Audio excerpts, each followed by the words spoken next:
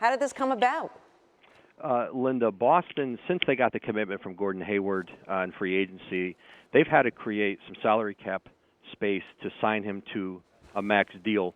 And in doing that, they were out shopping Avery Bradley, Marcus Smart, and Jay Crowder. They closed in here in the last several hours on a deal with the Pistons, which the Boston sends out Bradley and a second-round pick for Marcus Morris. For the Celtics, it gives them the ability now to sign Hayward into their salary cap space, and Detroit gets a tremendous two-way player in Avery Bradley, who I think going forward was going to be difficult for the Celtics to pay him his market value, which could be as much as $20 million a year. You know, let's talk about Detroit a little bit.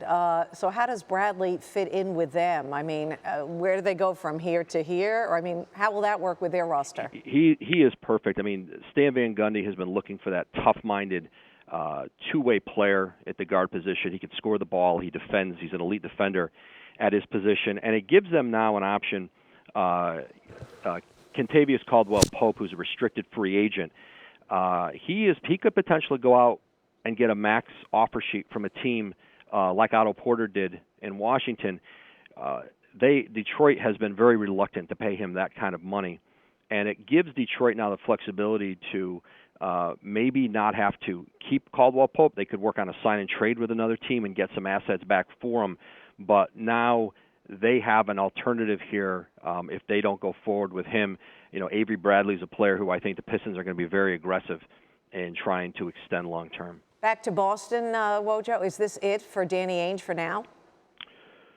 Well, this was a major piece. They had to get this done here in the last 24 hours to get the Hayward agreement signed. Boston still needs some more size up front, some more strength. They need to be able to rebound and defend the rim better, and I think that's something Boston now will be able to address here between now and the start of training camp. All right, Adrian Wojnarowski, who broke this story. Avery Bradley, now a Detroit Piston. Let's talk more about it. We welcome in our NBA analyst, Ryen Russillo, and of course, the writer for The Undefeated, none other than Mike Wise. And Ryen, I'm going to start with you. When you first heard about this, that Wojo broke this story, what came to mind? A bunch of different things. We knew that the restrictions on the salary for Boston is something they're going to have to work with, and Avery Bradley's $8 million this year, so bringing in Morris, they save some money because he's $5 million for this year and next. So there's a cheaper alternative there. Jay Crowder, to keep him, is a cheaper alternative. He's under contract, so Bradley was going to become really expensive, not just this year, but next year when he becomes a free agent. On the other side for Detroit, their salary sheet is a mess. They're paying a lot of guys that aren't that good a lot of money, and they're worried about Kentavious Caldwell-Pope. So now this means, as a restricted free agent for Pope, if he was offered a major deal from someone else, then they might not necessarily care about it now because they have somebody like Bradley who'd be part of their future. Well, I was going to say, Gordon Hayward better be good. I mean, he better be very good because of all the guys I didn't want to see them lose if I were the Celtics. It was him, Bradley? It was him. I would have rather seen Marcus Smart go. And Crowder, I don't know, he would have been a tough go, but Avery Bradley is that skill player that's developed year after year. He's gotten better year after year. And I understand you have to make tough decisions. You're not going to be able to pay him in a year. Both he and Isaiah Thomas come up next year. So, look, I think it's a huge addition. I feel like the Celtics are, were gritty enough, but Marcus Morris only makes them grittier. I think he's played 79, 81, 82 games the last 3 years, hasn't had an injury problem, 14 points a game last 2 seasons, 5 rebounds. I mean, this is a good pickup for them. You're right. They needed someone to take the load off Al Horford down low a little bit. But I hate losing Avery Bradley. What do you think? That's why I'd be a lousy GM, because I'd hold on to players that I shouldn't. I know, right? So, you couldn't work in this world of the NBA. Ryen, so how do they look on the court now, the Boston Celtics? Well, they have wing depth that, even though I agree with Mike and how much you like Avery Bradley because of his defense, they'll be able to get by without this.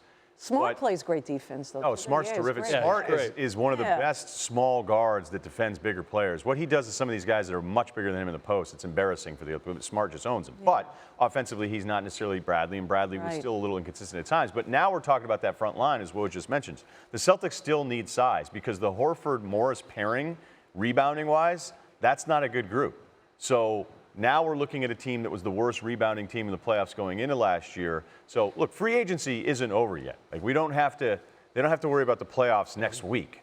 So we'll see what the next move is there to try to add somebody that has more of a rebounding background. But it makes sense with Morris because of the offense and the fact that his salary is cheaper than Bradley. This is all about how expensive Bradley would have been next year than what happened today. Yeah, and this is all about getting Gordon Hayward in, make sure he's in the fray, and you don't have to worry about him. And then you can, like, as you said, go after the next guy.